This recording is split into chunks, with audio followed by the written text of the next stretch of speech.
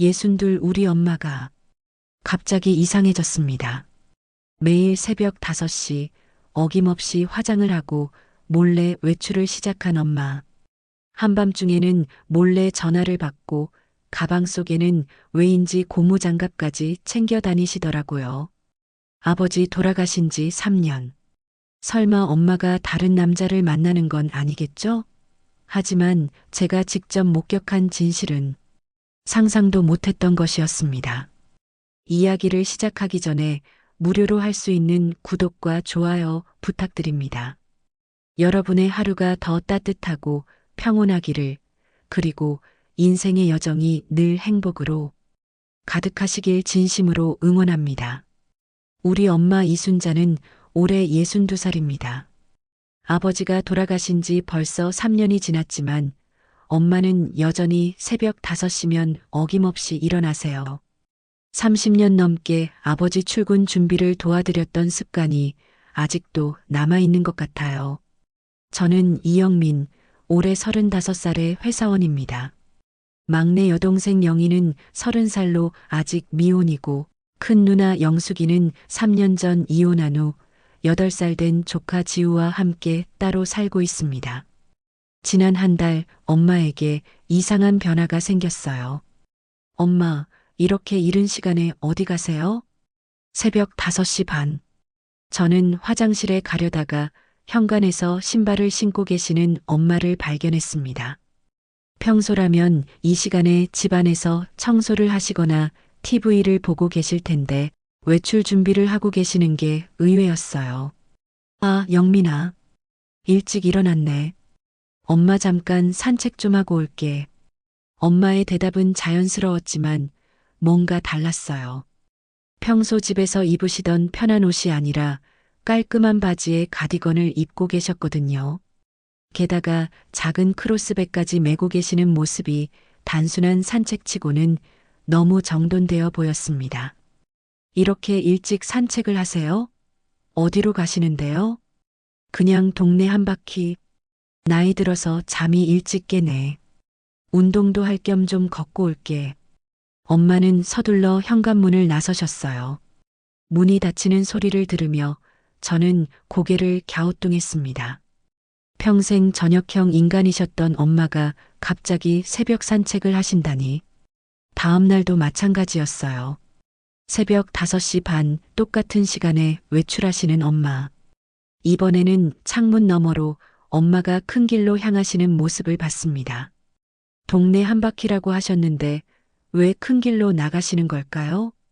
영희야, 엄마가 요즘 새벽에 나가시는 거 알고 있어? 일주일 후 저는 동생 영희에게 조심스럽게 물어봤습니다. 영희는 간호사라 밤근무가 있어서 엄마의 새벽 외출을 모를 수도 있었거든요. 오빠도 눈치챘어? 저도 이상하다고 생각했는데 어제 일찍 들어왔는데 엄마가 화장하시고 나가시더라고. 화장? 응. 아침 산책인데 립스틱까지 바르시고 나가시던데. 그 말을 듣는 순간 뭔가 석연치 않다는 생각이 들었어요.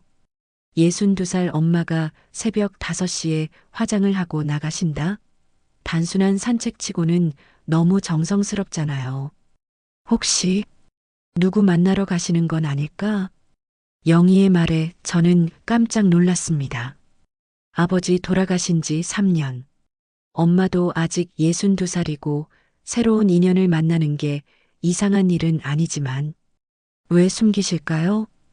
그날 밤 저는 엄마의 휴대폰 소리에 잠이 깼어요. 새벽 1시가 넘은 시간이었는데 누가 이런 시간에 전화를 하는 걸까 싶었습니다. 여보세요?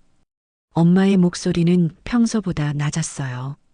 마치 누군가 듣지 못하게 조심하는 것 같았습니다. 네, 알겠습니다. 내일도 똑같은 시간에 갈게요. 짧은 통화였지만 그 내용은 제게 큰 충격이었어요. 내일도 똑같은 시간에 갈게요라니. 이건 분명 약속이잖아요. 매일 새벽마다 누군가와 만나고 계신 거예요. 다음 날 아침 저는 일부러 일찍 일어나 거실에서 기다렸습니다. 5시 20분 정도 되자 엄마가 조용히 방에서 나오셨어요.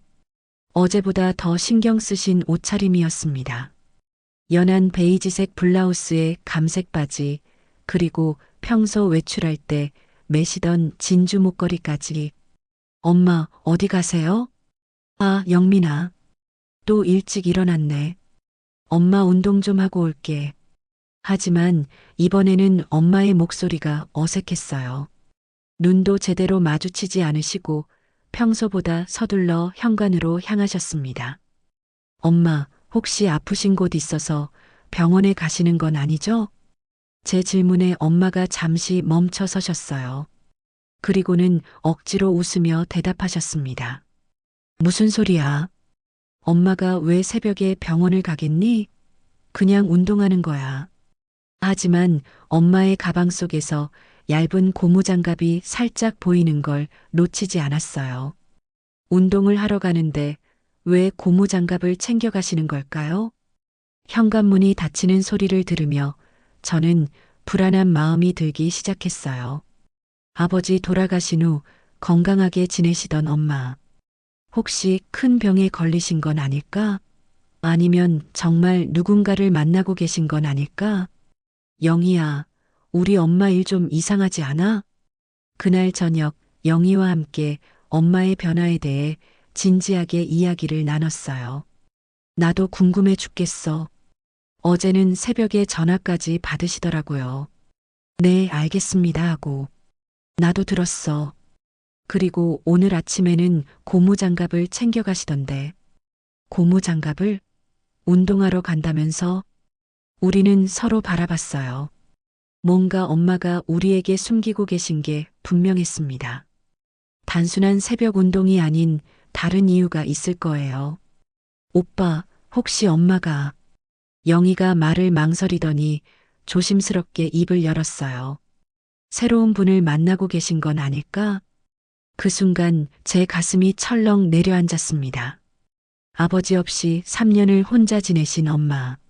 새로운 인연을 만나는 게 나쁜 건 아니지만 왜 숨기실까요? 그리고 새벽 5시에 만난다는 것도 이상하고요. 내일은 따라가 볼까? 영희의 제안에 저는 잠시 망설였어요.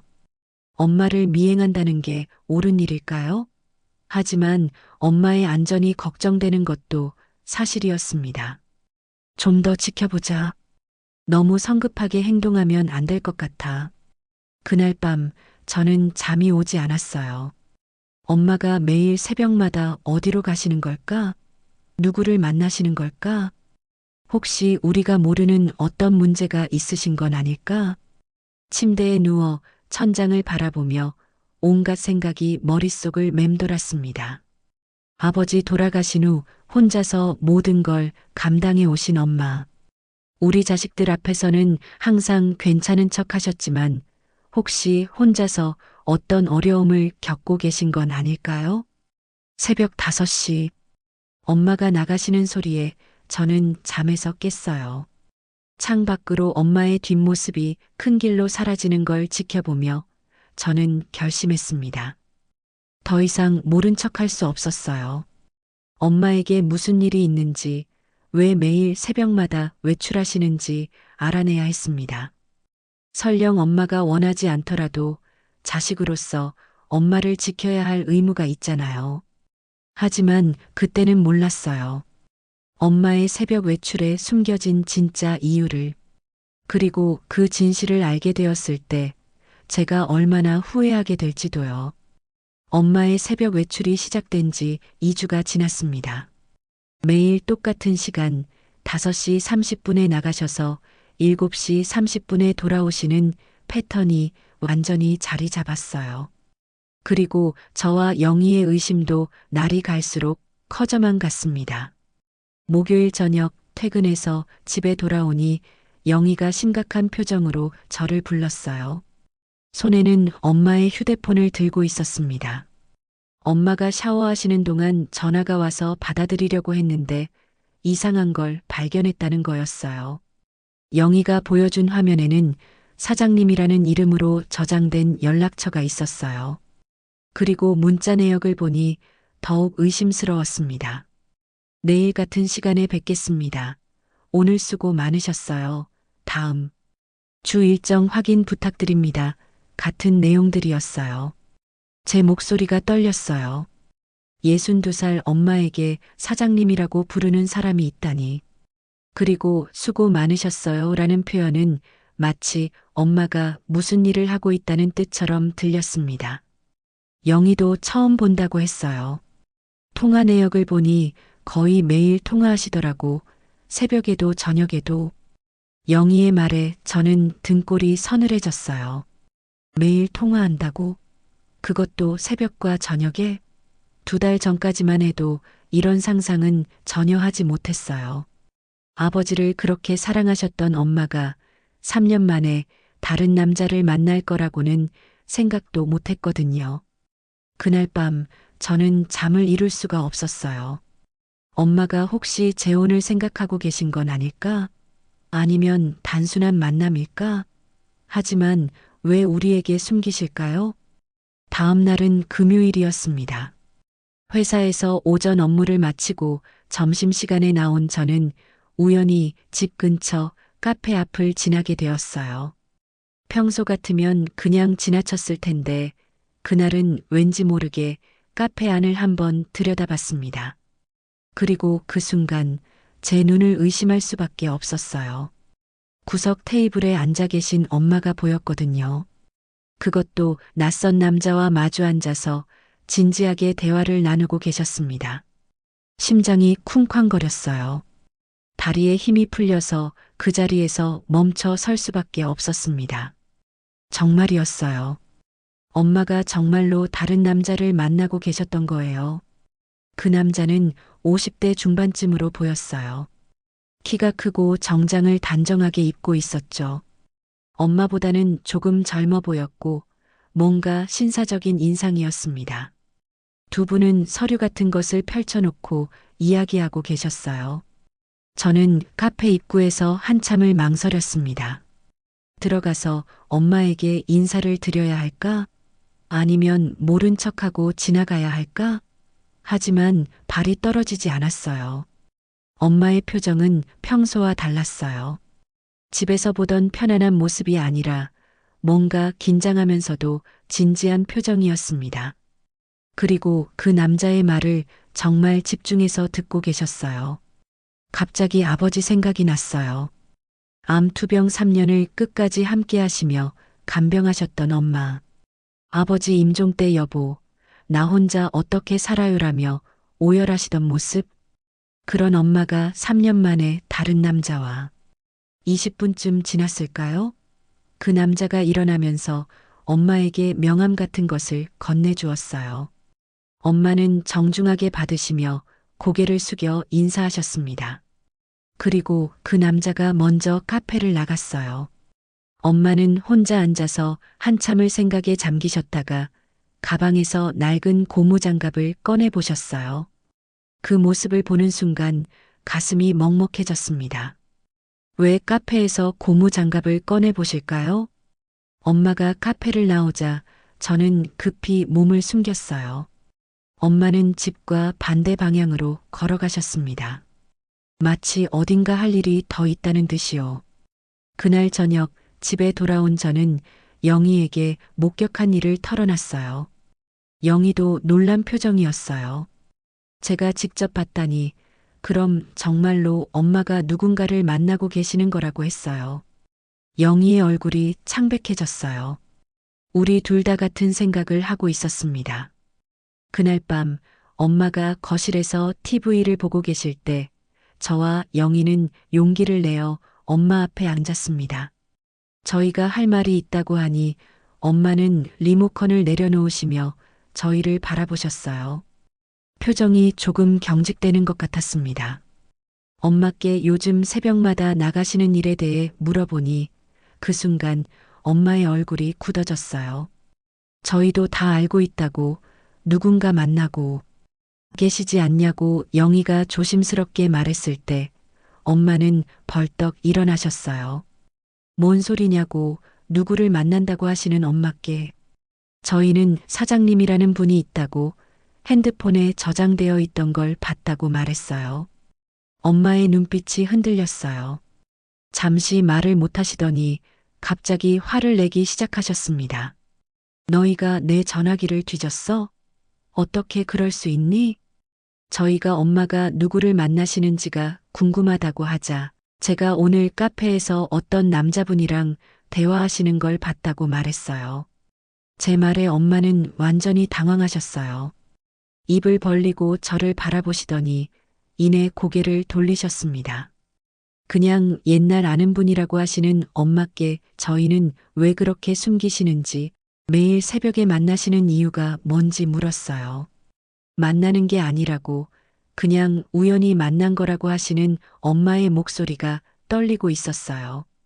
평생 거짓말을 못 하시던 엄마의 모습이 이렇게 불안해 보인 건 처음이었습니다. 저희는 엄마가 행복하시면 그게 제일 좋다고 재혼을 하신다고 해도 이해할 수 있다고 말했어요. 다만 왜 숨기시는지가 궁금하다고. 재혼? 뭔 재혼 소리야? 엄마가 갑자기 소리를 지르셨어요. 그 모습에 저와 영희는 깜짝 놀랐습니다. 아버지 돌아가신 지 겨우 3년인데 무슨 재혼이냐고 어떻게 그런 생각을 하냐고 하시는 엄마의 눈에 눈물이 고이기 시작했어요. 그럼 그 남자분은 누구시냐고 왜 매일 만나시는 거냐고 물었지만 엄마는 만나는 게 아니라고 했다고 왜 자꾸 그런 말을 하냐고 하셨어요. 사장님이라고 전화도 하신다는 말에 엄마는 말을 잇지 못하셨어요. 그러더니 갑자기 자리에서 일어나시며 말씀하셨습니다. 내가 뭘 하든 너희랑 상관없어. 나도 내 인생이 있다고. 그 말을 남기고 엄마는 방으로 들어가 문을 닫으셨어요. 저와 영희는 거실에 멍하니 앉아 있었습니다. 엄마가 왜 저렇게 화를 내시는지 뭔가 숨기시는 게 분명한데 우리가 알면 안 되는 일인가 싶었어요. 그날 밤 엄마는 방에서 나오지 않으셨어요. 저녁도 드시지 않으셨고 평소처럼 우리와 TV도 보지 않으셨습니다. 다음 날 새벽 여전히 5시 30분에 외출하시는 엄마. 하지만 이번에는 제게 인사도 하지 않으셨어요. 평소라면 다녀올게라고 말씀하셨을 텐데 그날은 그냥 조용히 나가셨습니다. 아침에 영희와 이야기를 나누며 후회가 밀려왔어요. 우리가 너무 심하게 몰아세운 건 아닐까 싶었거든요. 엄마가 화를 내신 적이 거의 없었는데 어젯밤 모습은 정말 상처받으신 것 같았어요. 하지만 영희는 엄마가 이상한 일에 휘말리신 건 아닌지 걱정된다고 했어요. 혹시 그 남자가 나쁜 사람이면 어떻게 하냐고. 영희의 말도 일리가 있었어요. 엄마는 너무 착하셔서 누군가 속이려고 마음먹으면 쉽게 당하실 수도 있었거든요. 며칠 더 지켜보자고, 그리고 만약 정말 이상한 일이 벌어지고 있다면 큰 누나한테도 말해야겠다고 생각했어요. 이혼한 큰 누나 영숙이에게 이런 일을 말하는 게 좋을지 확신이 서지 않았지만 가족 문제는 가족이 함께 해결해야 한다는 생각이 들었어요. 그날 오후 엄마가 외출해서 돌아오셨을 때 평소와 다른 점을 발견했습니다. 옷에서 낯선 냄새가 났어요. 세제 냄새 같기도 하고 뭔가 깨끗한 냄새였는데 집에서 맡아본 적이 없는 냄새였습니다. 그리고 엄마의 손. 평소보다 거칠어 보였어요. 마치 무언가 힘든 일을 하신 것처럼. 제가 손이 왜 그러냐고 물으니 엄마는 황급히 손을 뒤로 숨기셨어요. 아무것도 아니라고 그냥 좀 건조해서라고 하셨지만 저는 확실히 봤어요.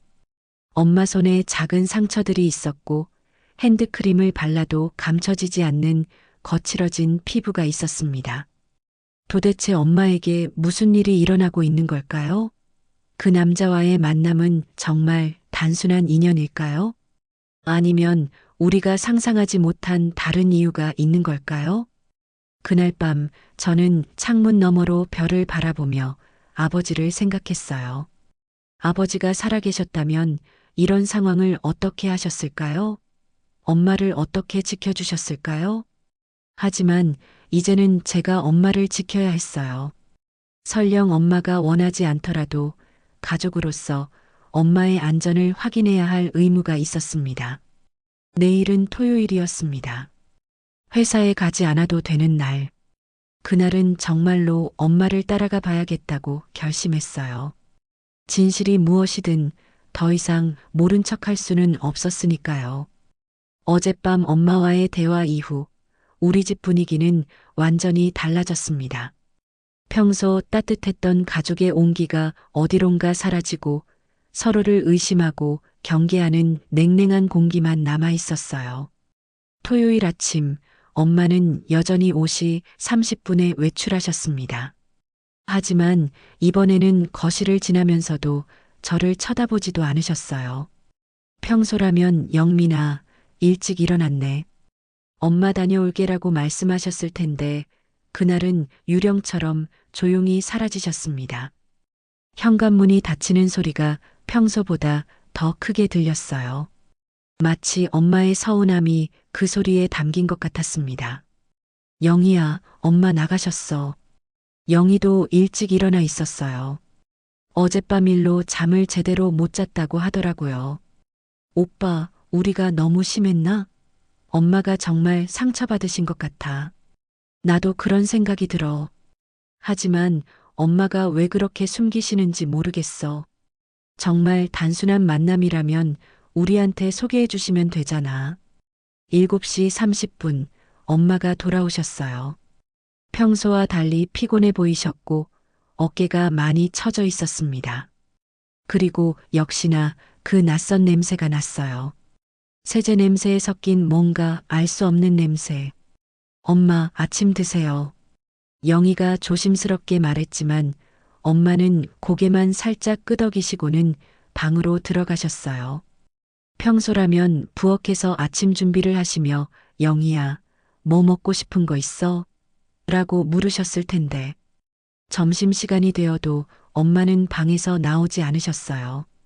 저와 영희는 라면을 끓여 먹으며 서로 눈치만 봤습니다. 오빠 엄마한테 가서 같이 먹자고 할까? 응, 그래야겠어. 엄마 방문을 똑똑 두드렸어요. 엄마, 점심 드세요. 영희가 김치찌개 끓였어요. 난 괜찮아. 너희끼리 먹어. 문 너머로 들리는 엄마의 목소리는 쉬어 있었어요. 혹시 우시는 건 아닐까 싶어서 가슴이 답답했습니다. 오후 2시쯤 엄마가 방에서 나오셨어요. 눈이 조금 부어 있는 것 같았지만 애써 평상시처럼 행동하려고 하셨습니다. 엄마, 식사는 하셨어요? 응, 괜찮아. 하지만 부엌을 보니 설거지할 그릇도 없었어요. 엄마가 거짓말하고 계시는 게 분명했습니다.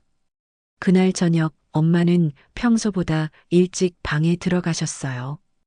보통 9시까지는 저희와 함께 TV를 보셨는데 8시가 되자마자 먼저 들어가서 쉴게라고 하시며 방으로 가셨습니다. 영희야, 이 상황 어떻게 생각해? 거실에 혼자 남은 저희는 속삭이듯 대화를 나눴어요. 엄마가 너무 상처받으신 것 같아. 근데 오빠 정말 이상해. 왜 그렇게까지 숨기시는 걸까? 그게 문제야. 단순한 만남이면 숨길 이유가 없잖아. 혹시 우리가 반대할 만한 일이 있는 건 아닐까? 무슨 일? 글쎄, 사기라든지 아니면 정말 좋지 않은 사람이라든지. 그 순간 엄마 방에서 전화 받는 소리가 들렸어요. 목소리를 낮춰서 통화하시는 것 같았는데 가끔 네, 알겠습니다 하는 말만 들렸습니다. 일요일도 마찬가지였어요. 엄마는 새벽에 나가서 2시간 후에 돌아오시고 저희와는 최소한의 대화만 하셨습니다. 평소 일요일이면 온 가족이 함께 나들이를 가거나 맛있는 음식을 만들어 먹곤 했는데 그날은 각자 방에서 시간을 보냈어요. 월요일 오후 저는 큰 누나 영숙이에게 전화를 걸었습니다. 더 이상 혼자 고민할 수가 없었거든요. 누나, 시간 있어? 엄마 일로 상의할 게 있어서. 엄마, 무슨 일 있어? 영숙이 누나는 이혼 후 혼자서 지우를 키우느라 바쁘지만 가족 일에는 항상 관심이 많았어요. 누나, 우리 잠깐 만날 수 있어? 그렇게 심각해? 알겠어. 지우 학원 보내고 나서 만나자. 저녁 7시 집 근처 카페에서 영숙이 누나를 만났어요. 누나는 피곤해 보였지만 제 얘기를 진지하게 들어주었습니다. 그래서 어떤 남자와 만나고 계신다는 거야? 내가 직접 봤어. 카페에서 진지하게 대화하시더라고. 그 남자분이 어떻게 생겼어? 50대 중반쯤? 정장 입고 신사적으로 보였어. 그런데 누나, 이상한 건 엄마가 사장님이라고 저장해 놨다는 거야. 영숙이 누나의 표정이 심각해졌어요. 사장님이라고? 그럼 혹시 엄마가 어디 일을 하고 계신 건 아닐까? 일? 엄마 나이에 무슨 일을 하신다고? 요즘 나이 들어서도 일하시는 분들 많잖아. 특히 아버지 돌아가신 후에 경제적으로 어려우셨을 수도 있고, 누나의 말에 뭔가 번개 맞는 기분이었어요. 그럴 수도 있겠다는 생각이 들었거든요. 그런데 왜 숨기시는 거지? 일한다고 부끄러운 것도 아닌데. 영민아, 엄마 입장에서 생각해봐. 평생 자식들 뒷바라지만 하시던 분이 이제 와서 돈 벌러 나가신다고 하면 우리가 어떻게 생각할까? 미안해하고 말리지 않겠어? 누나의 말이 일리가 있었어요. 엄마는 워낙 자식들에게 부담 주는 걸 싫어하시거든요. 그럼 어떻게 해야 해? 계속 모른 척 해야 할까? 아니, 확인해야지.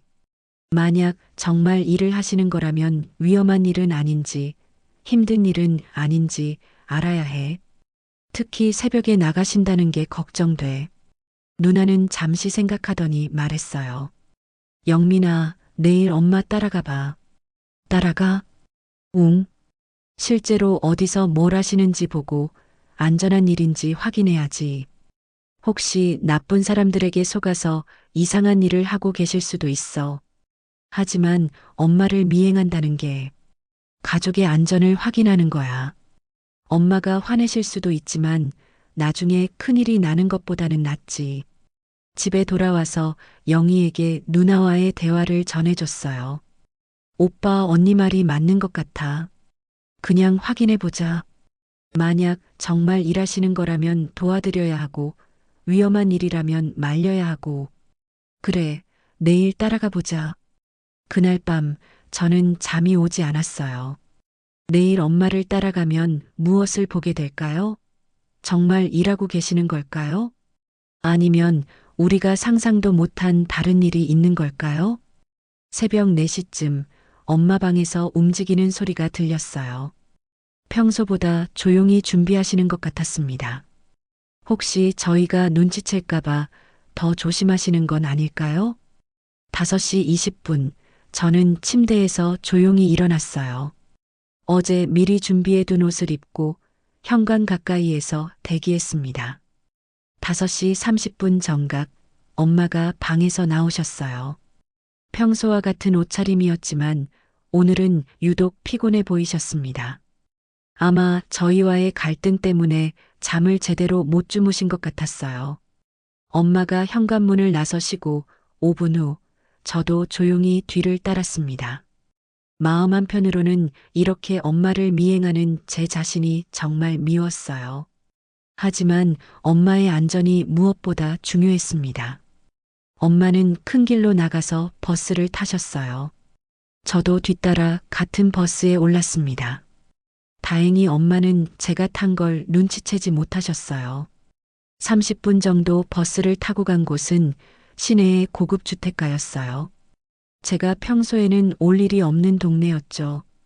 큰 집들이 줄지어 서 있는 조용한 주택가였습니다. 엄마는 그중 한 집 앞에서 멈춰 섰어요. 2층짜리 양옥집이었는데 정원도 넓고 차도 2대나 주차되어 있었습니다. 분명히 부잣집이었어요. 그때 현관문이 열리며 한 여자분이 나오셨어요. 40대 중반쯤 되어 보이는 단정한 옷차림의 여성이었습니다. 엄마를 보고 반갑게 인사하더니 뭔가 이야기를 나누셨어요. 그리고 충격적인 장면을 목격했어요. 엄마가 그 집 안으로 들어가시는 거였어요. 그리고 그 여자분은 차를 타고 어디론가 떠났습니다. 설마 엄마가 가정부 일을 하시는 건가? 갑자기 모든 퍼즐이 맞춰지는 것 같았어요. 새벽 외출, 고무장갑, 옷에서 나는 세제 냄새, 거칠어진 손, 그리고 사장님이라는 연락처. 엄마가 가사도우미로 일하고 계셨던 거예요. 가슴이 먹먹해졌어요. 60살의 엄마가 평생 우리를 키우느라 고생하신 엄마가 이제는 남의 집 청소를 하고 계신 거였어요.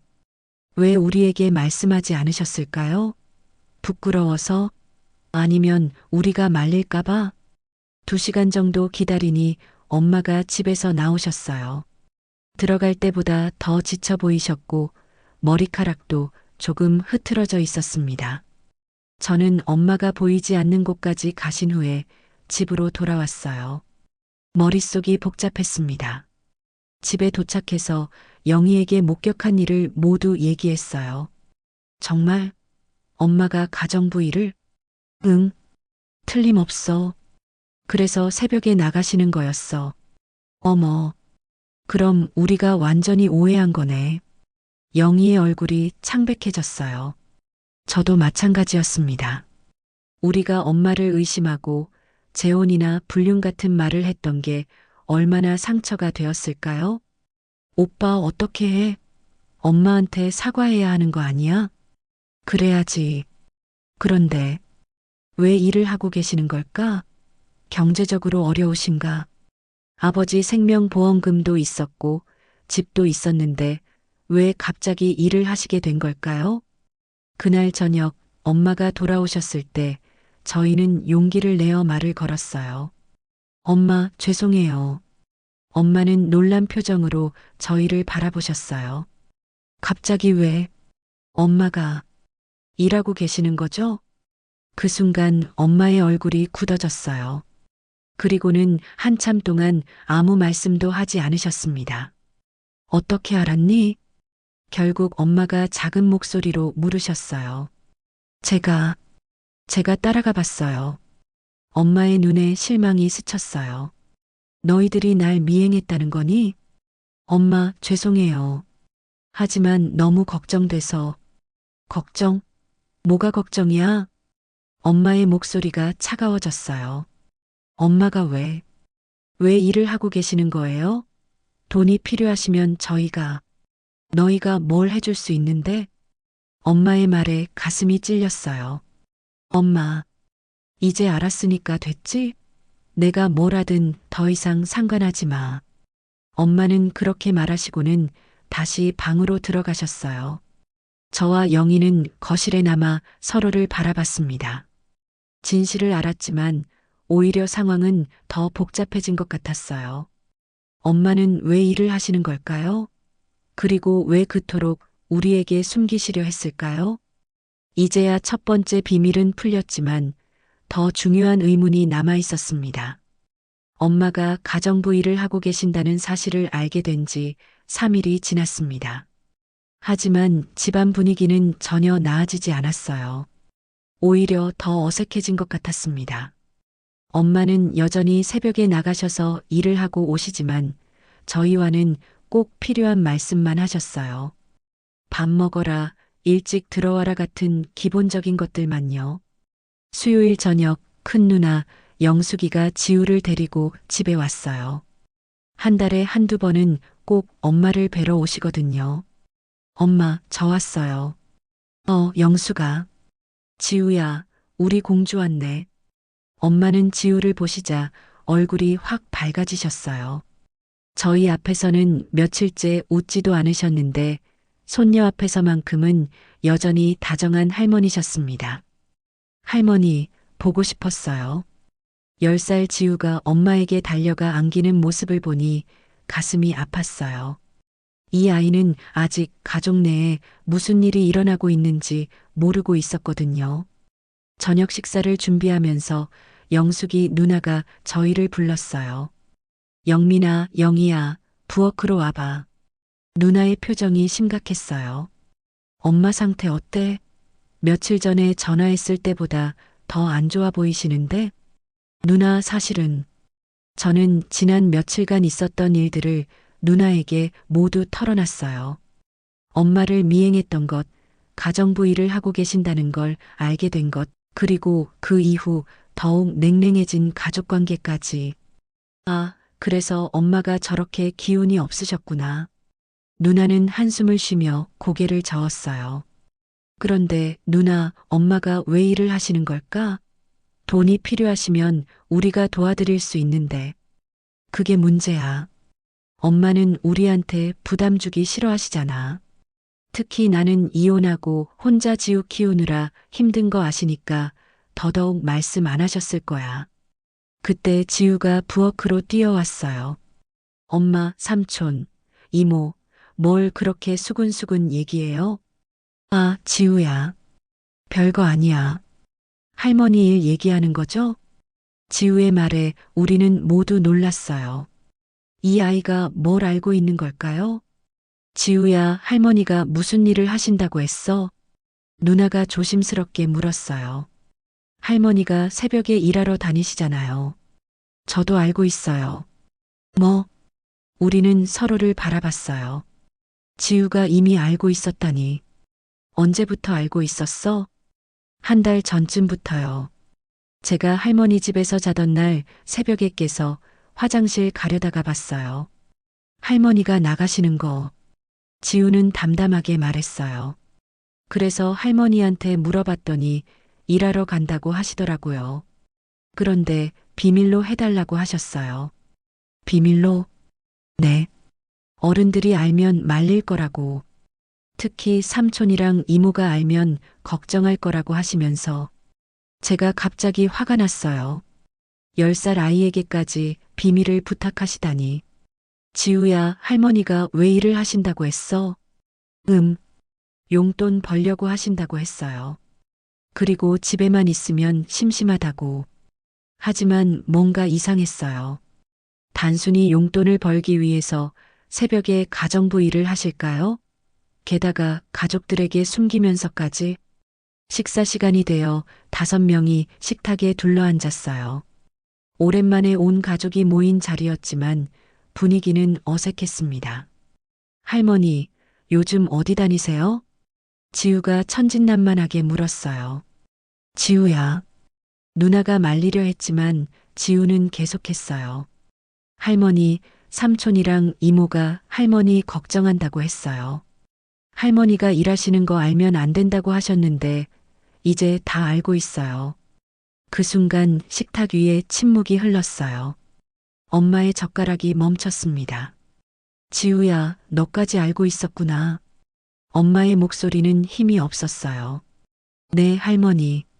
근데 왜 모든 사람이 할머니 걱정해요? 일하는 거 나쁜 건 아니잖아요. 지우의 말에 우리는 모두 당황했어요.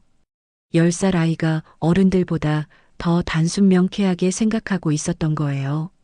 그게 지우야, 할머니 나이에 힘든 일을 하시는 게 걱정돼서 그래. 제가 설명하려 했지만 지우는 고개를 저었어요. 삼촌, 할머니가 힘들다고 하신 적 없어요. 오히려 재미있다고 하셨는데요. 재미있다고? 네. 새로운 사람들도 만나고 집도 예쁘고 사장님도 친절하다고 하셨어요. 엄마가 지우를 바라보시며 작게 웃으셨어요. 며칠 만에 보는 진짜 미소였습니다. 우리 지우가 맞다. 할머니는 힘들지 않아. 그럼 왜 어른들은 걱정하는 거예요? 지우가 순수하게 물었을 때 저는 대답할 말이 없었어요. 정말 왜 우리가 그렇게 걱정했을까요? 지우야, 할머니가 다른 얘기도 해주셨어? 누나가 조심스럽게 물었어요. 할머니가 돈을 벌어서 엄마랑 제가 더 좋은 집으로 이사 갈 수 있게 해주고 싶다고 하셨어요. 그 순간 누나의 얼굴이 창백해졌어요. 뭐라고? 그리고 삼촌도 결혼하면 돈이 많이 들 텐데 할머니가 도와드리고 싶다고도 하셨어요. 저와 영희도 놀랐어요. 엄마가 우리를 위해서 일하고 계셨던 거예요. 할머니, 누나의 목소리가 떨렸어요. 그리고요, 할머니가 이모한테도 좋은 남자 만나면 결혼식 비용 걱정하지 말라고 하셨어요. 영희가 젓가락을 떨어뜨렸어요. 할머니가 정말 그런 말씀을 하셨어? 네. 근데 비밀이라고 하셔서 지금까지 안 말했어요.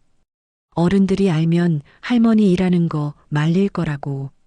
식탁 위에 다시 침묵이 흘렀어요. 하지만 이번에는 어색한 침묵이 아니라 각자 마음이 복잡해서 생긴 침묵이었습니다. 엄마가 우리를 위해서 새벽에 가정부 일을 하고 계셨던 거예요. 우리가 생각한 것보다 훨씬 더 구체적인 계획까지 세우시면서 엄마, 제가 조심스럽게 말을 꺼냈어요. 저희는 엄마가 그렇게까지 하실 필요 없어요. 그래도 할머니가 하고 싶어 하시는데 왜 말려요? 지우가 오히려 저를 나무랐어요. 할머니가 저희한테 좋은 일 해주려고 하시는 건데 고마워해야 하는 거 아니에요? 10살 아이의 말이 가슴에 와 닿았어요. 우리는 그동안 엄마의 마음을 이해하려고 노력하기보다는 우리 기준에서만 생각했던 것 같았습니다. 지우 말이 맞네. 영희가 조용히 말했어요. 우리가 엄마 마음을 몰라줬네. 그럼 이제 할머니 일하는 거 응원해 주세요. 지우가 당당하게 말했어요. 할머니가 하루는 사장님이 할머니한테 고맙다고 했다고 좋아하셨어요. 오랜만에 이렇게 꼼꼼하게 청소해주는 분을 만났다고.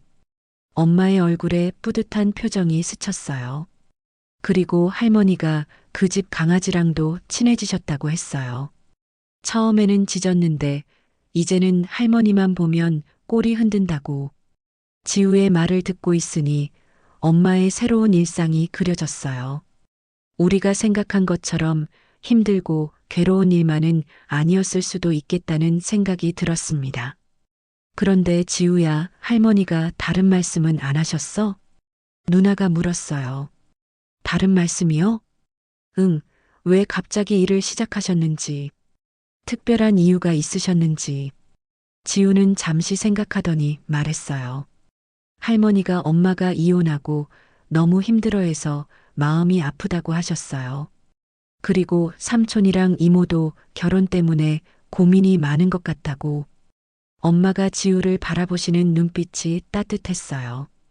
우리 지우가 할머니 말씀을 잘 기억하고 있네. 그런데 할머니, 정말 힘들지 않으세요?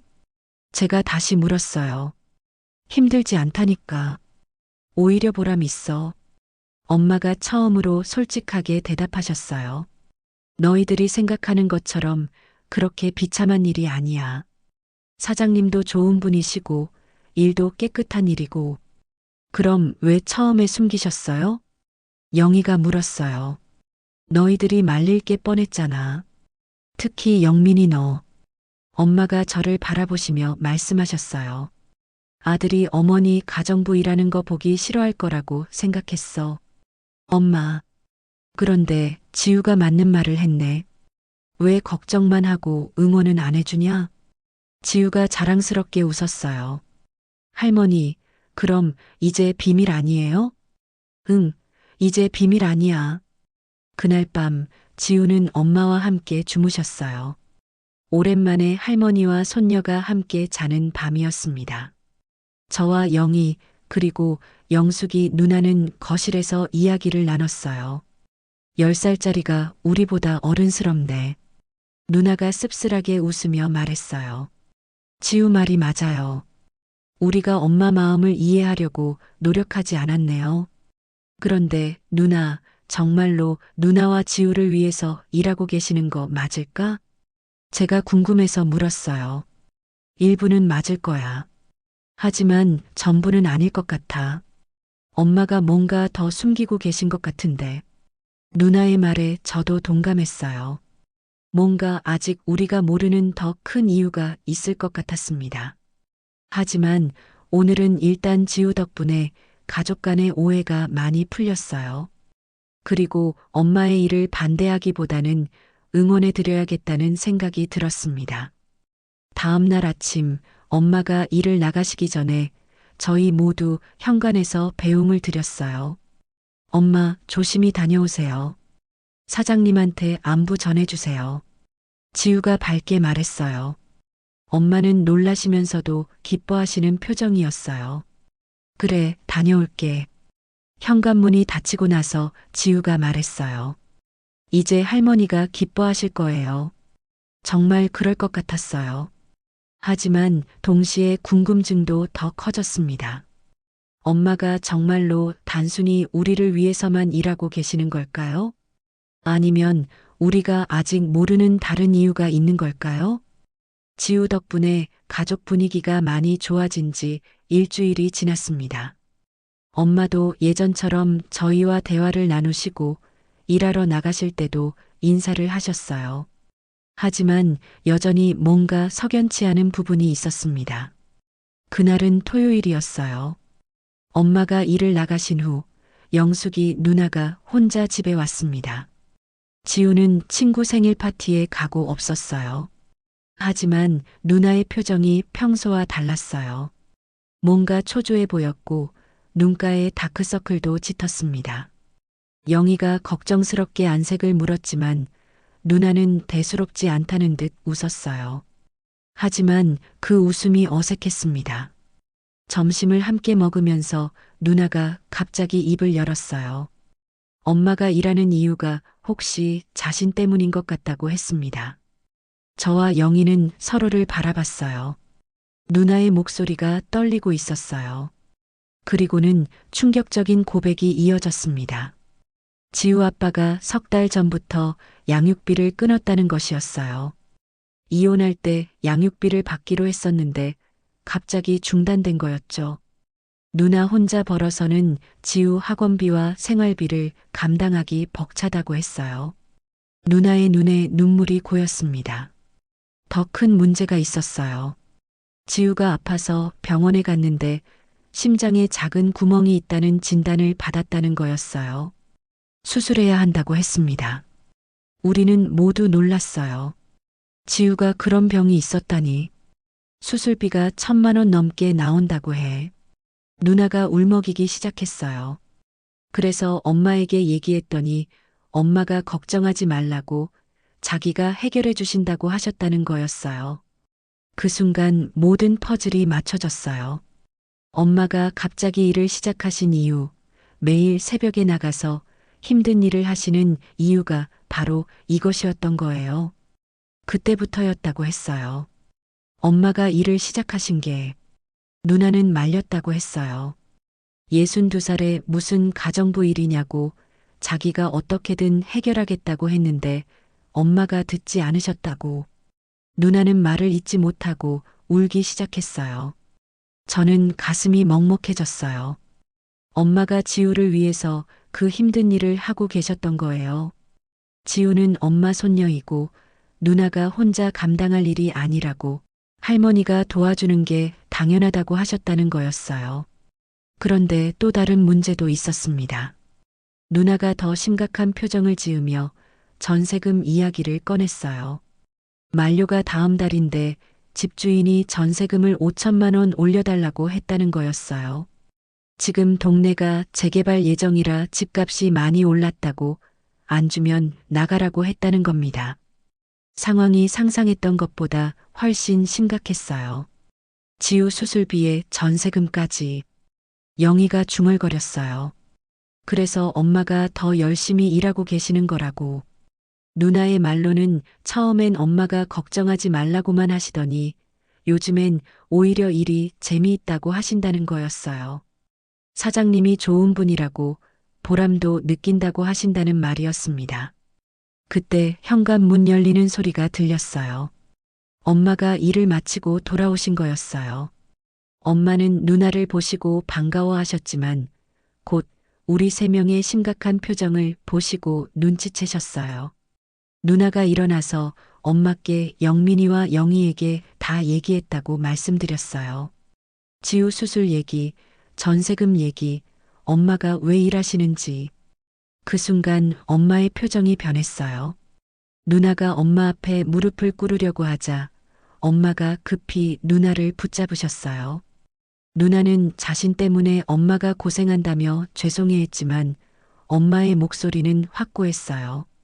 고생이 아니라고 했잖아.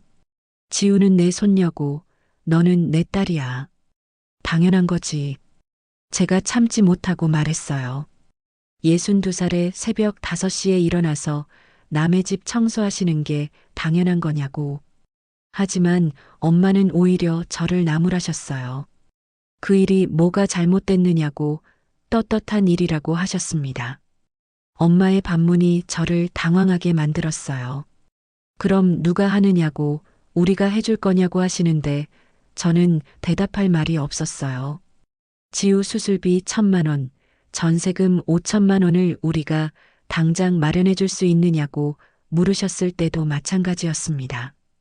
엄마는 담담하게 말씀하셨어요. 자신은 할 수 있다고 6개월만 더 일하면 다 모을 수 있다고 계산했다고 하셨습니다. 영희가 걱정스럽게 너무 힘드실 것 같다고 했지만 엄마는 힘들지 않다고 하셨어요. 아침에 3시간, 저녁에 2시간으로 하루 5시간인데 아버지가 살아계실 때는 하루 종일 집안일 했다며 이건 아무것도 아니라고 하셨습니다. 엄마의 말씀에 또 한 번 할 말이 없었어요. 그리고 엄마는 오히려 일터를 자랑하셨어요. 사장님 댁이 정말 좋은 곳이라고 정원도 예쁘고 강아지도 있고 사장님도 친절하시다고.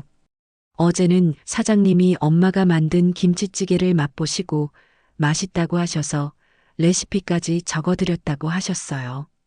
강아지 루이도 이제는 엄마만 보면 반가워한다고 하시며 엄마의 얼굴에 미소가 번졌어요. 정말로 일이 힘들기만 한 건 아닌 것 같았습니다. 누나가 조심스럽게 그래도 너무 무리하지는 말라고 했지만 엄마는 무리 안 한다고 오히려 몸이 더 건강해진 것 같다고 하셨어요. 매일 일찍 일어나니까 규칙적이라고.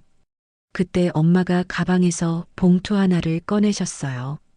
이번 달 번 돈이라며 지우 수술비 계좌에 넣어두라고 하셨습니다. 봉투를 받은 누나의 손이 떨렸어요. 200만 원이라고 하셨어요. 이제 800만 원만 더 모으면 된다고. 누나가 울기 시작했어요.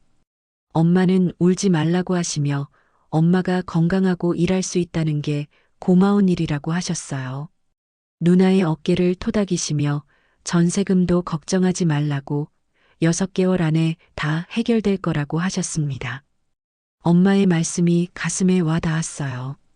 정말로 엄마에게는 자연스러운 일이었을 수도 있겠다는 생각이 들었습니다. 아버지는 30년을 매일 일했다고 하시는 엄마의 말씀에서 그분의 인생관을 엿볼 수 있었어요. 제가 정말로 아무 말씀 안 하실 생각이었냐고 물었을 때 엄마는 뭘 말하느냐고 우리들 걱정만 시킬 텐데 라고 하셨어요.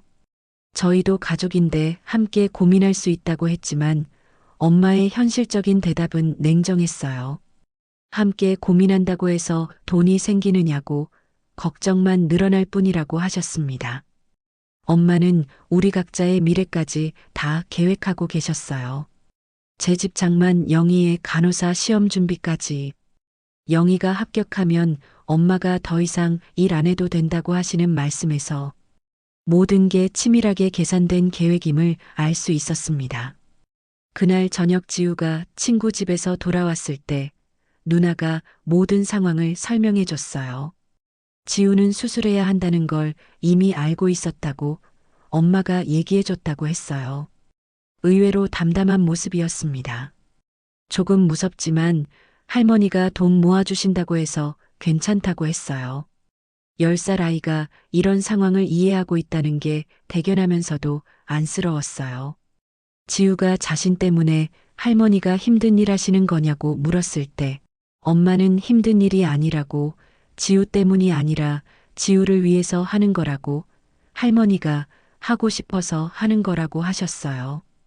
그날 밤 우리 가족은 오랜만에 진솔한 대화를 나눴어요. 각자의 어려움, 걱정, 그리고 서로에 대한 사랑을 확인하는 시간이었습니다. 하지만 동시에 현실의 무게도 느꼈어요.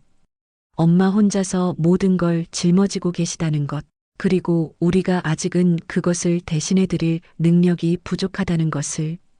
저는 내일부터 엄마 일을 도와드리겠다고 말했지만 엄마는 제가 회사를 다녀야 한다고 하셨어요. 영희도 거들었지만 엄마는 끝까지 우리를 배려하셨어요. 우리는 우리 일에 집중하고 엄마가 하는 일은 엄마가 책임지겠다고 하셨습니다. 그날 밤 저는 잠들기 전에 많은 생각을 했어요. 엄마의 희생, 가족의 의미, 그리고 제가 앞으로 어떻게 살아야 할지에 대해서. 하지만 한 가지는 확실했어요. 더 이상 엄마 혼자 모든 걸 짊어지게 할 수는 없다는 것. 우리도 가족으로서 책임을 져야 한다는 것. 내일부터는 정말로 달라져야겠다고 다짐했습니다. 모든 진실이 밝혀진 후 2주가 지났습니다. 가족들이 엄마의 일을 응원해 드리기로 한 후 집안 분위기는 한결 밝아졌어요. 엄마도 더 이상 숨기지 않으시고 오히려 그날그날 있었던 일들을 재미있게 들려주셨죠. 루이라는 강아지 이야기, 사장님이 엄마 요리를 칭찬하신 이야기. 엄마의 이야기를 들으며 저희도 덩달아 기분이 좋아졌어요. 그런데 그날 화요일 오후였습니다. 저는 회사에서 일하고 있었는데 엄마에게서 전화가 왔어요. 엄마의 목소리가 이상했어요. 떨리고 있었고 뭔가 울고 계시는 것 같았습니다.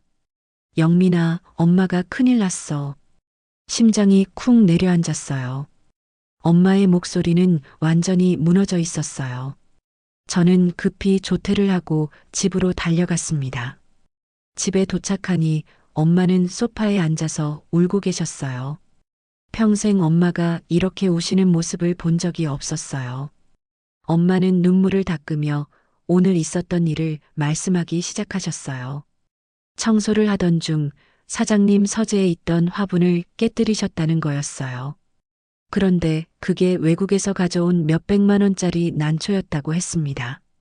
처음에 사장님은 괜찮다고 하셨지만 사장님 부인이 오셔서 완전히 화를 내셨다고 했어요. 이 나이에 일도 제대로 못하면서 뭐하러 왔냐는 말, 난초값 500만 원을 배상하라는 말, 그리고 내일부터 오지 말라는 말까지. 엄마는 자책하며 나이가 들어서 손이 떨렸나 보다고 청소하다가 팔꿈치로 건드린 거라고 하셨어요. 저는 분노가 치밀어 올랐어요. 어떻게 엄마에게 그런 말을 할 수 있을까요? 하지만 더 큰 문제가 있었습니다. 500만 원 배상금과 함께 다른 집주인들에게도 소문을 내겠다는 협박까지 받으셨다는 거였어요. 이 동네 부잣집들은 서로 아는 사이라 다른 곳에서도 일하기 어려워진다는 말씀이었습니다. 6개월 계획이 다 무너졌어. 지우 수술비, 영숙이 전세금. 엄마가 다시 울기 시작하셨어요. 평생 강인하게 사셨던 엄마가 이렇게 무너지는 모습을 보니 제 마음도 찢어지는 것 같았습니다. 영희가 학교에서 돌아왔을 때 저는 상황을 설명해 줬어요. 영희도 충격을 받았습니다. 1시간 후 급히 달려온 영숙이 누나는 상황을 듣더니 완전히 멘붕 상태였어요. 누나의 목소리에도 분노가 섞여 있었지만 엄마는 체념한 듯 실제로 깨뜨린 건 사실이라며 자책만 하고 계셨어요. 가장 큰 문제는 지우의 수술이었어요. 의사 선생님이 더 이상 미룰 수 없다고 하셨거든요. 심장 구멍이 더 커지기 전에 수술해야 한다고. 누나는 대출을 받겠다고 했지만 이미 빚이 많은 상황에서 또 빚을 지는 것도 해결책이 될 수 없었어요. 그때 엄마가 갑자기 일어나시며 다른 일을 찾으면 된다고 하셨어요. 가정부 말고 다른 일, 식당에서 설거지라도 하고 청소 일자리라도 찾겠다고. 엄마의 목소리는 절박했어요. 무리가 아니야. 지우가 아픈데 어떻게 가만히 있어. 엄마가 소리를 지르셨어요. 그리고는 자신도 놀라신 듯 손으로 입을 가리셨습니다. 그날 저녁 지우가 학원에서 돌아왔을 때 집안 분위기가 심상치 않다는 걸 바로 눈치챘습니다. 우리는 어떻게 설명해야 할지 몰랐어요. 10살 아이에게 수술비 걱정을 말할 수는 없었거든요. 누나가 조심스럽게 할머니가 작은 문제가 생겨서 다른 일자리를 찾아야 할 것 같다고 설명했어요. 지우는 잠시 생각하더니 할머니는 다른 곳에서도 일 잘하실 수 있다고 괜찮다고 말했어요. 하지만 엄마의 표정은 여전히 어두웠어요. 그날 밤 엄마는 거의 잠을 주무시지 못했어요. 새벽에 화장실에 가다가 엄마가 거실에서 신문 구인 광고를 보고 계시는 걸 봤습니다. 신문에는 빨간 펜으로 동그라미 친 구인 광고가 여러 개 있었어요. 대부분 힘든 일들이었습니다. 엄마의 목소리에는 절박함이 묻어났어요. 시간이 없다고, 지우 수술 날짜가 정해져 있다고. 다음 날 아침 엄마는 새벽부터 나가셨어요. 구인 광고에 나온 곳들을 직접 찾아가 보신다고 하시면서요. 오후에 돌아오신 엄마의 모습은 처참했어요. 하루 종일 여러 곳을 다니셨는데 나이를 이유로 다 거절당하셨다고 했습니다. 62은 너무 많다고 50살 이하만 받는다고 했다는 거였어요. 그나마 받아주겠다는 곳은 새벽 3시부터 저녁 9시까지 하루 18시간씩 일해야 한다고 했답니다. 엄마는 그런 조건도 받아들이려고 하셨어요. 그래도 돈은 벌 수 있다고, 지우 때문에 견뎌야 한다고. 그때 영희가 울음을 터뜨렸어요. 엄마가 그렇게까지 하실 일이 아니라고 했지만 엄마의 반문은 차가웠어요. 그럼 어떻게 해? 너희가 해결해 줄 거야? 우리는 모두 침묵했어요. 정말로 우리가 할 수 있는 게 없었거든요. 그날 밤 우리 가족은 최악의 상황에 직면해 있었어요. 엄마의 6개월 계획은 완전히 무너졌고 지우의 수술비는 마련할 방법이 없어 보였습니다. 영숙이 누나는 대출을 받겠다고 했지만 이미 빚이 많은 상황에서 또 빚을 지는 것도 해결책이 될 수 없었어요. 제 월급으로는 턱없이 부족했고 영희는 아직 학생이었습니다. 제가 조심스럽게 며칠만 생각해 보자고 말했지만 엄마는 지우 수술 날짜가 2주밖에 남지 않았다고 하셨어요. 몸 망가뜨려가면서 일하는 것에 대해 걱정해 드렸지만 엄마는 화를 내시며 방으로 들어가셨어요. 내 몸은 내가 알아서 해. 너희는 신경 쓰지 마. 그날 밤 저는 정말로 절망감을 느꼈어요. 가족을 지키고 싶지만 힘이 없는 제 자신이 한없이 초라했습니다. 창밖으로 보이는 어두운 하늘처럼 우리 가족의 미래도 암담해 보였어요. 엄마의 희생만으로는 한계가 있다는 걸 이제야 깨달았지만 그렇다고 해서 당장 대안이 있는 것도 아니었습니다. 지우의 건강, 영숙이, 누나의 전세금, 그리고 무너진 엄마의 계획. 모든 게 한꺼번에 무너져 내리는 느낌이었어요. 엄마가 일자리를 잃은 지 사흘째 되는 날, 저는 회사에서 일찍 퇴근했습니다. 엄마가 또 구인 광고를 보며 밤을 새우실까봐 걱정이 되어서였어요. 하지만 집에 도착했을 때 저는 상상도 못한 광경을 목격했습니다. 엄마가 거실 바닥에 쓰러져 계셨어요. 심장이 멈추는 줄 알았습니다. 저는 황급히 달려가 엄마를 일으켜 세웠어요. 엄마는 의식은 있으셨지만 얼굴이 창백했고 온몸에서 식은땀이 흘러내리고 있었습니다. 응급실로 모시고 가는 택시 안에서 엄마는 계속 중얼거리셨어요. 지우 수술비, 전세금, 배상금. 그 말들이 마치 주문처럼 엄마 입에서 반복되었습니다.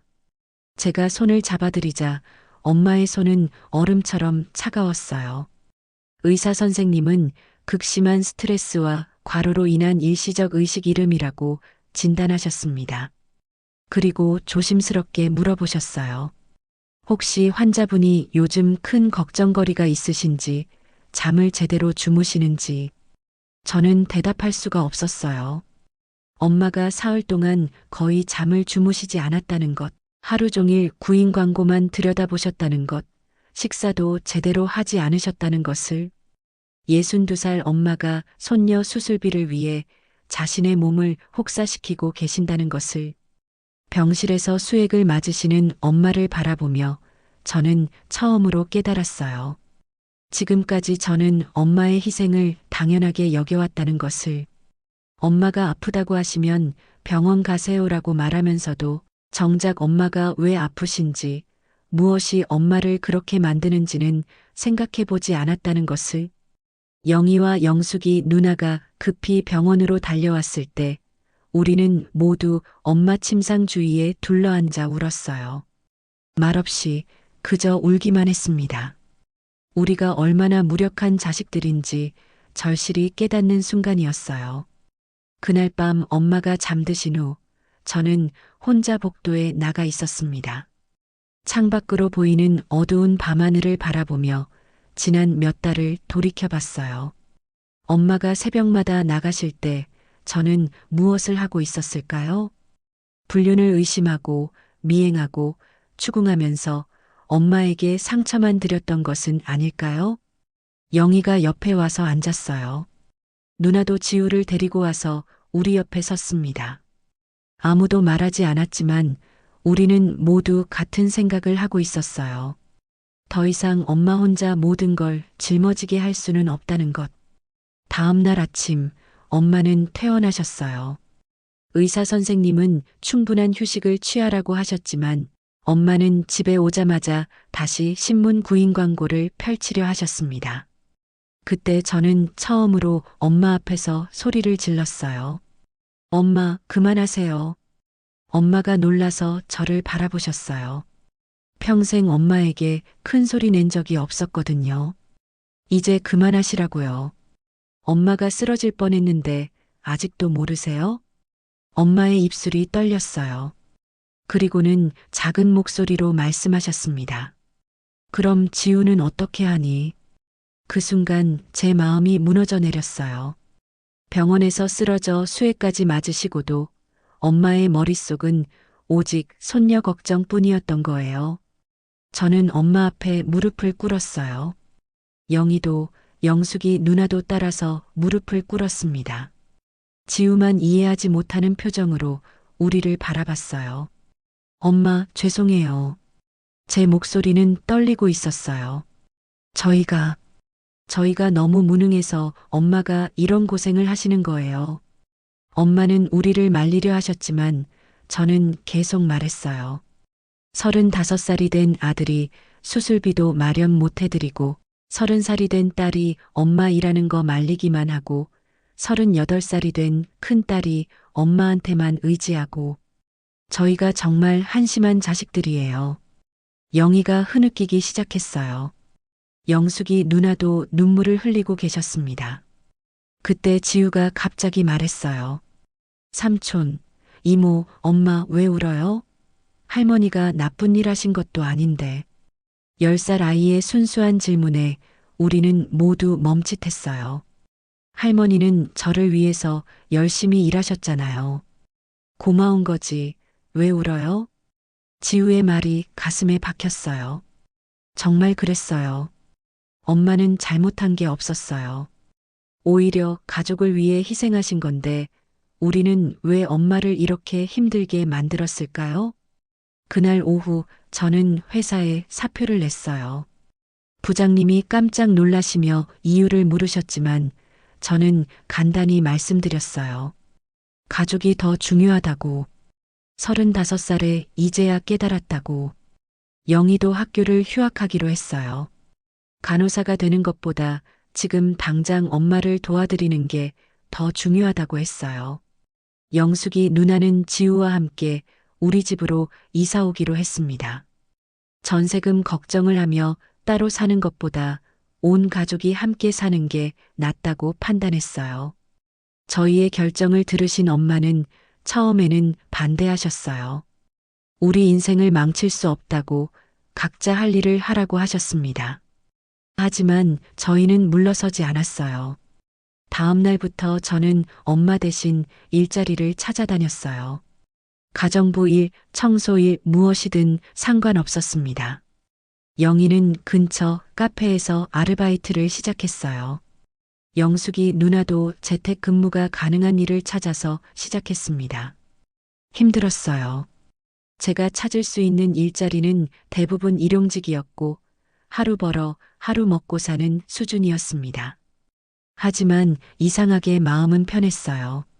엄마 혼자 짊어지고 계시던 무게를 조금이나마 나누어지고 있다는 생각 때문이었을까요? 한 달이 지났을 때 기적 같은 일이 일어났어요. 영희가 일하는 카페 사장님이 우리 가족 이야기를 들으시고 지우 수술비를 도와주겠다고 하신 거예요. 전액은 아니었지만 절반 정도는 충분한 금액이었습니다. 그리고 제가 일하던 건설 현장 동료들도 십시일반 돈을 모아주었어요. 엄마가 손녀를 위해 가정부 일을 하셨다는 이야기를 들은 그들이 세상에 그런 할머니가 어디 있냐며 자발적으로 모금을 한 거였어요. 영숙이 누나의 직장 동료들도 마찬가지였어요. 모든 사람들이 엄마의 이야기를 듣고는 감동을 받았다고 했어요. 그리고 조금씩이라도 도움을 주고 싶다고 했습니다. 수술비는 어느새 목표 금액에 가까워졌어요. 우리 가족이 혼자 해결하려고 했을 때는 불가능해 보였던 일이 여러 사람들의 도움으로 가능해진 거였어요. 지우 수술 전날 밤 온 가족이 거실에 모여 앉았어요. 엄마는 며칠 만에 처음으로 편안한 얼굴을 하고 계셨습니다. 더 이상 혼자서 모든 걸 감당하지 않아도 된다는 안도감 때문이었을까요? 엄마, 그동안 정말 고생 많으셨어요. 저는 진심으로 말씀드렸어요. 고생이 아니라고 했잖아. 가족을 위한 일인데. 엄마는 여전히 그렇게 말씀하셨지만 이제는 그 말의 진짜 의미를 알 것 같았어요. 엄마에게는 정말로 고생이 아니었을 거예요. 사랑하는 가족을 위한 일이니까. 하지만 이제는 혼자 하지 마세요. 저희도 있잖아요. 영희가 엄마 손을 잡으며 말했어요.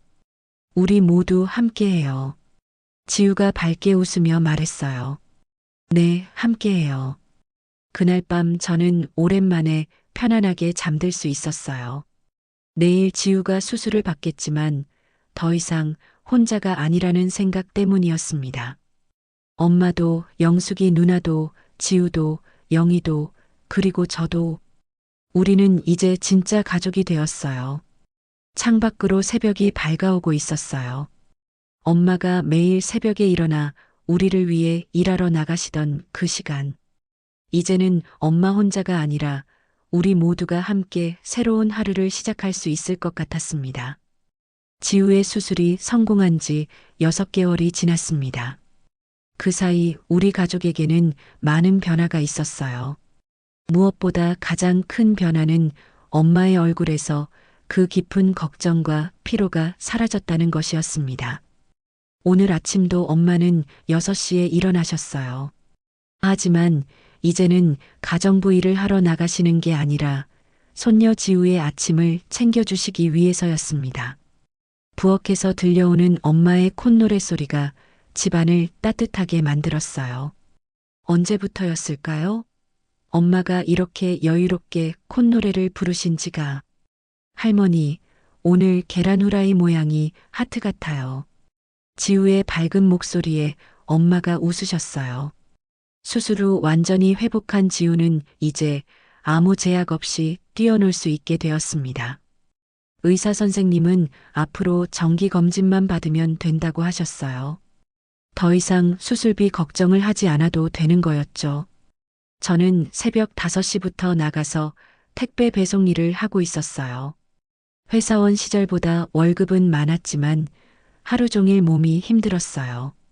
매일 아침 엄마가 차려주신 도시락을 들고 나가면서 다녀오겠습니다라고 인사드릴 때 엄마의 조심히 다녀와라라는 말씀이 얼마나 따뜻한지 새삼 깨달았어요. 영희는 카페 아르바이트를 계속하면서 온라인으로 간호학 공부를 다시 시작했어요. 휴학했던 것을 후회한 적은 없다고 했습니다. 오히려 그 시간 동안 가족의 소중함을 더 깊이 알게 되었다고요. 요즘 영희는 엄마와 함께 요리하는 시간을 가장 좋아해요. 엄마의 레시피를 하나씩 배우면서 나중에 시집 가서 써먹어야지라며 웃곤 했습니다. 영숙이 누나는 우리 집 작은 방에서 재택 근무를 하고 있어요. 처음에는 좁을까봐 걱정했는데 오히려 가족들과 함께 있어서 더 행복하다고 했습니다. 특히 지우가 학교에서 돌아와서 숙제할 때 엄마가 옆에서 도와주시는 모습을 보면 눈물이 날 것 같다고 하더라고요. 이혼 후 혼자서 지우를 키우느라 얼마나 외로웠을까 싶었어요. 저녁 시간이 되면 우리 5명이 둘러앉아 함께 식사를 해요. 예전에는 각자 바빠서 이런 시간을 갖기 어려웠는데 이제는 하루 중 가장 소중한 시간이 되었습니다. 오늘도 지우가 학교에서 있었던 일들을 재미있게 얘기했어요. 할머니, 오늘 선생님이 우리 할머니 이야기해도 되냐고 하셔서 했어요. 엄마가 궁금해하시는 표정을 지으셨어요. 뭐라고 했는데? 할머니가 저를 위해서 새벽에 일하셨다고, 그래서 지금 제가 건강하게 학교 다닐 수 있다고요. 그랬더니 친구들이 우리 할머니가 정말 대단하다고 했어요. 지우의 말을 들으며 엄마의 눈가가 촉촉해지셨어요. 몇 달 전만 해도 숨기고 싶어 하셨던 일이 이제는 자랑스러운 이야기가 된 거였어요. 요즘 엄마는 새로운 취미를 가지셨어요. 동네 복지관에서 하는 요리교실에 다니고 계시거든요. 거기서 만난 또래분들과 친해지셔서 일주일에 2번씩은 함께 시장도 보고 산책도 하세요. 그분들도 모두 엄마의 이야기를 듣고 감동받았다고 하더라고요. 순자 씨, 정말 대단해요. 손녀를 위해서 그렇게까지 하시다니. 요즘 젊은 사람들은 그런 마음이 없는데 순자 씨는 진짜 할머니의 표본이에요.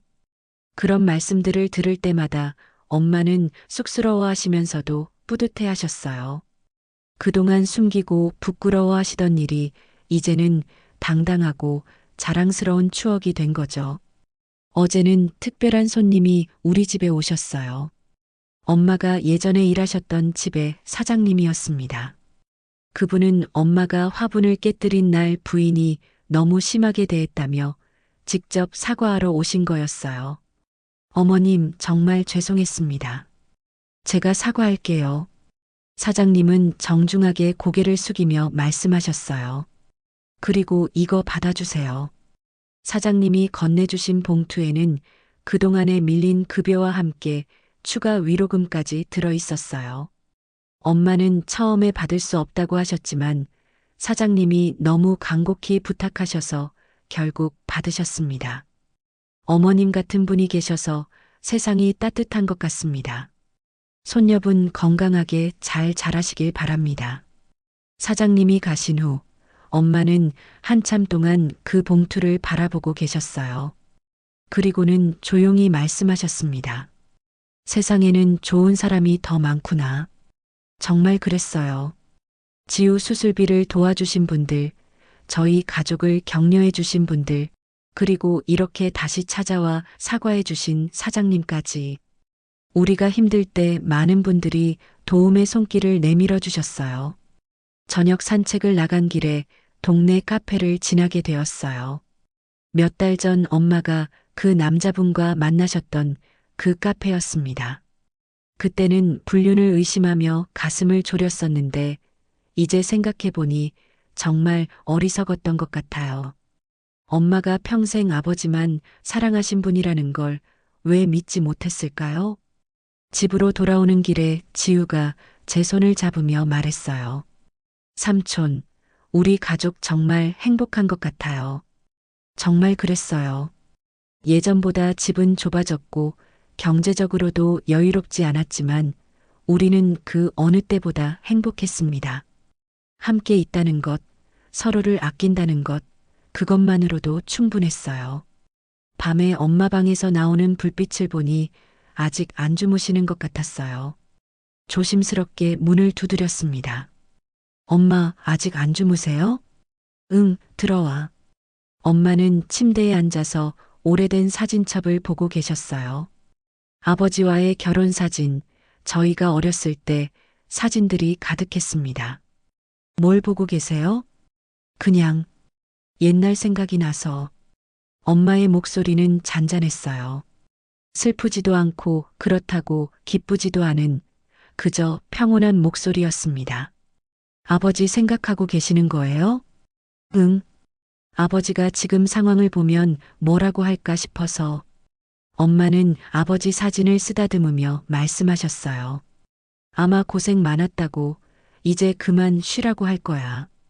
저는 엄마 옆에 앉았어요. 오랜만에 모자가 단둘이 있는 시간이었습니다. 엄마, 정말 고생 많으셨어요. 고생이 아니라고 했잖아.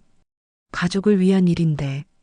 엄마는 여전히 같은 말씀을 하셨지만, 이제는 그 말의 진짜 의미를 알 것 같았어요. 그래도 이제는 편히 쉬세요. 저희가 있잖아요. 너희들이 이렇게 철들어서 엄마가 정말 행복해. 엄마가 제 손을 꼭 잡으셨어요. 몇 달 전 가정부 일을 할 때 거칠어졌던 엄마 손이 이제는 다시 부드러워져 있었습니다. 영민아, 엄마가 너희한테 미안해. 왜요?